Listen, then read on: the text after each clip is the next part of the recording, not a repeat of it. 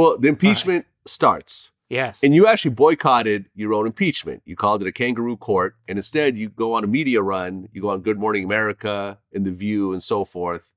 They put in a not guilty plea on your behalf.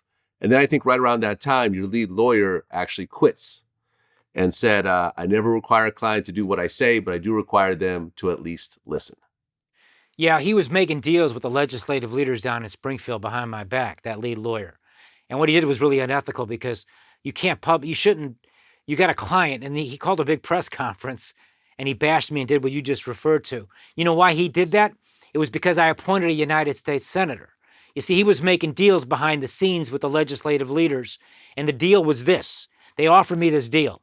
If I agreed to step aside temporarily and not appoint a United States senator after I was arrested, which I had a constitutional obligation to do, but if I agreed not to do it, they would pay me my salary as governor, $170,000 or $190,000 a year. I would keep my security detail. I would be temporarily incapacitated, which means I wouldn't have any power to do anything.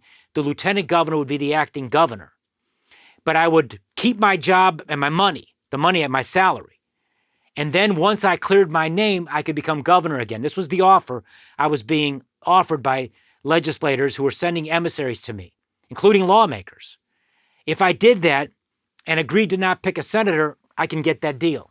I turned it down for several reasons. Chiefly, I did nothing wrong, so I wasn't going to step aside.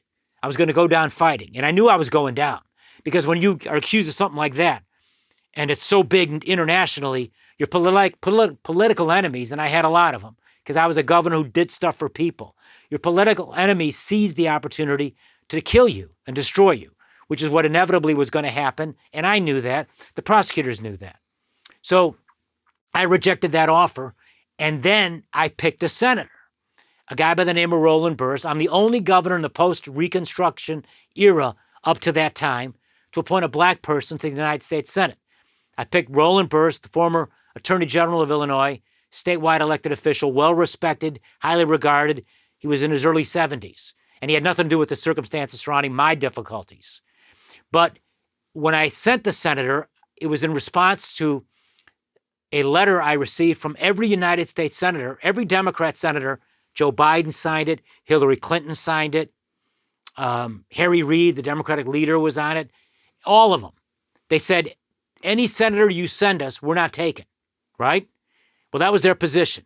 My position was, fine, you do your job, I'll do my job. My job is, I did nothing wrong.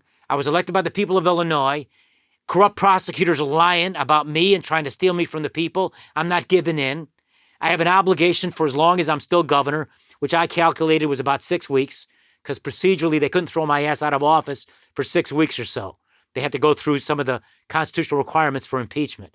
But I knew I was a dead man. In the meantime, I'm doing my job. And that part of that job is to pick a senator, because Illinois needs a senator. And so I respected their letter and their position, and my lawyer was making deals telling me don't pick a senator. And I told him I'm going to pick a senator, and then I did. And then he quit, and he said those things. And by the way, I picked Roland Burris, firestorm of controversy. He goes to Washington on Monday. America's watching this on live TV. It's raining in Washington. They won't let him into the United States Senate. Here we are in America in 2008, 2009. We've just elected our first black president in the age of Obama. And they're treating Roland Burris, the United States Senate, the most exclusive club in America, where when Obama is leaving, there won't be one black person there. They won't let this black man in. It was like it was back in the early 1960s in the segregated South at Ole Miss when they wouldn't let James Meredith into that school. That's how far we didn't travel. But the American people saw it, and they were outraged by it. They called those senators, and being the chicken shit senators that they are, which is what most politicians are, they backed down. They not only let Roland Burris into the Senate the next day, they hosted a dinner for him on Tuesday night. In the meantime, my days were numbered, and I was pretty much gone before Groundhog Day, which is what happened sometime, I think, on the 28th or 29th of January, is when I was officially removed from office. Right. On January 8th, the House voted 114-1 to impeach. You were removed from office by the 29th, prohibited from ever holding public office in the state of Illinois. And then the Senate voted as well, 59-0, to impeach you as well. So you get impeached in both houses. Yeah, that's right. And by the way, you'll get a kick out of this, Vlad. On that House vote, what did you say? It was 114-1? Is that it? Well, the House was 59-0. No, that's the Senate. The Senate was 59-0. I'm sorry, The House. I'm sorry, the House. Sorry, the House was 114-1. Right, and the one I think was a present vote, right? Not a no, it was a present. It was 114-1 with 3 abstentions. Okay, you know who that one vote was? Who was that? My sister-in-law. She's Right. married to. I'm married to her sister. Otherwise, she votes that way too. So I laugh about that because it was a long time ago, and your wounds healed. But no, that was my sister-in-law, and I had to persuade her. Basically, look, I mean, I said, do what you think is right. But I mean, a vote against me is a vote against your own sister. So she, God love her, took that vote. I think she voted present, though. But look, the political dynamic was such where you had to protect yourself politically. And all of my allies, they had no choice, but they had to vote to throw me out of office. And in the impeachment process, the whole thing was rigged and faulty. They wouldn't allow me to play those FBI tapes. They wouldn't allow me to call in FBI agents who arrested me to make them testify under oath. I couldn't call in specific witnesses related to those allegations. In fact, they didn't even bring charges along those lines. Instead, they impeached me on things that were constitutional, legal, and things I got reelected on. The whole thing was a kangaroo process, a political hit job, and the writing was on the wall. I knew it. Everybody else knew it. And there was no point in my political friends who were, in a very hard position to stick their neck out for a guy that was going down. The ship was going down. They got off the sinking ship and protected themselves. It's the nature of a very difficult business, which is politics. Right. And then on April 2nd, 2009, a federal grand jury issued a 19-count indictment, 16 of which named you with charges like racketeering, conspiracy, wire fraud, extortion, conspiracy, attempted extortion, and making false statements to federal agents. So, I mean, it's one thing to get impeached, but it's a whole other thing when you have actual federal criminal charges against you. Yeah, and that's another thing you learn when you're on the dock, on the wrong side of that. It all sounds really bad. Racketeering, right? Extortion, bribery. Sounds bad. But You know what the racketeering and extortion was? 3 fundraising requests from emissaries of mine. That's what that was. It just sounds worse than it is, but the public doesn't know that. And so they really prejudice the public against you. But the truth is, it was fundraising requests that I, to this day, insist were lawful. And I didn't make them myself. They were done by my brother who was working in my campaign and by a friend who was a lobbyist who had asked the horse racing guys for campaign contributions. I wasn't even making them myself. But that's what's the so-called racketeering and extortion and all the rest.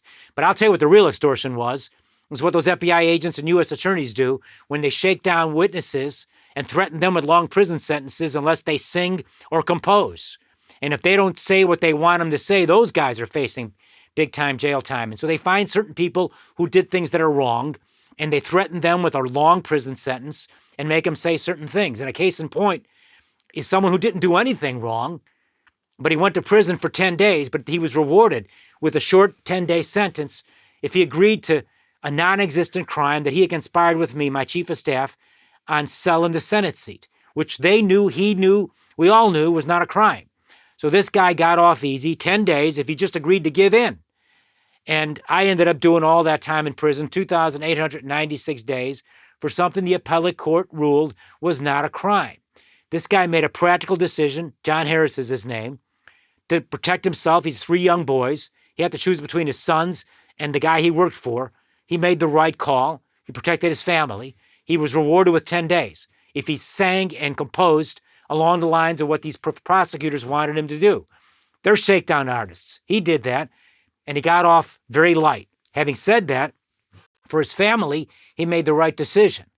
But those prosecutors made him go to jail for 10 days on something that's not a crime. And eventually the appellate court ruled was not a crime. But that's how they operate, some of those dirty, corrupt prosecutors, and that's what they did in my case all over the place. Well, you're facing 20 years for all those charges. They were asking for a life sentence at first. I'm out jogging one day, Vlad, after I was convicted at the second trial. I'm out jogging, and, I know the future's darker than it was before the conviction at the second trial, and I'm preparing myself mentally and physically for prison, and I'm a physically fit governor, as governors go, and I'm out running 7 miles or so on my ordinary route. And back then, in 2011, there was newspaper stands. They still had paper newspapers, right? And there was a newspaper box, where you put a quarter in or whatever and you get your newspaper. And there I run by this little box, and there's me on the front page, colorful page. All me. And the headline is, Feds ask life sentence, right? I mean, that's startling shit when you're running and you look back and say, man, that was me. And then you go read the headline while you're running in place. And the headline is life sentence. That's what they were asking for. So that's what they were originally looking for, but eventually it ended up being 14 years for nothing. Go ahead. Okay, sorry. we'll get to all that. We'll get to all that. All right.